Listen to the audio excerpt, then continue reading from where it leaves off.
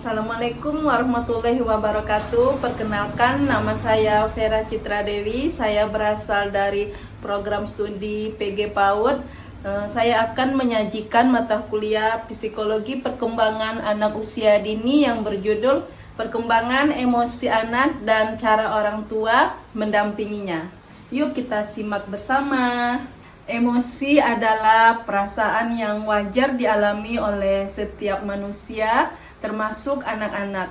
Emosi ini penting untuk perkembangan sosial dan mental mereka.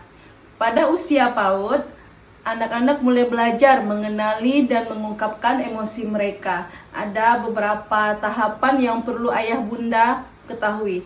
Yang pertama yaitu usia 3-4 tahun. Anak mulai bisa menunjukkan emosi dasar seperti senang, sedih, marah, dan takut. Mereka juga mulai belajar mengendalikan emosi meskipun masih terbatas. Dan yang kedua yaitu usia 5-6 tahun.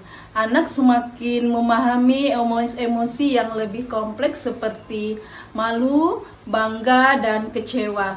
Mereka juga lebih mampu mengungkapkan emosi dengan kata-kata.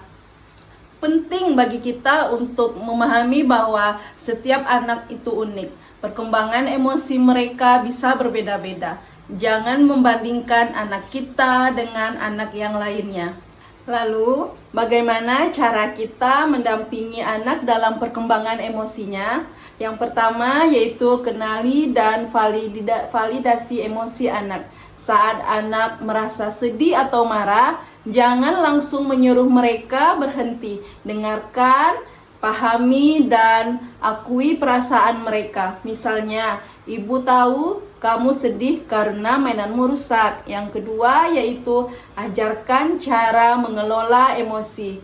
Bantu anak menemukan cara yang sehat untuk mengungkapkan emosi. Misalnya dengan berbicara, menggambar, atau bermain. Dan yang ketiga yaitu berikan contoh yang baik. Anak belajar dari apa yang mereka lihat.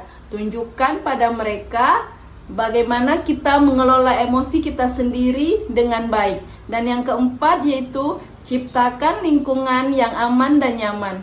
Pastikan anak merasa aman dan nyaman untuk mengungkapkan emosi mereka tanpa takut dihakimi atau dihukum. Ayah bunda, contoh penerapan di sekolah yaitu kami sering menggunakan berbagai kegiatan untuk membantu anak-anak mengenali dan mengelola emosi mereka.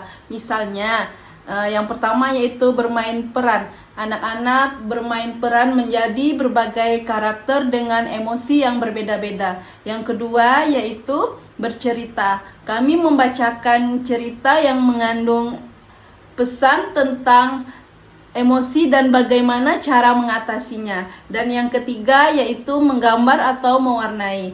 Anak-anak mengungkapkan emosi mereka melalui gambar atau warna. Dan contoh penerapan di rumah yaitu ayah bunda juga bisa melakukan hal-hal sederhana.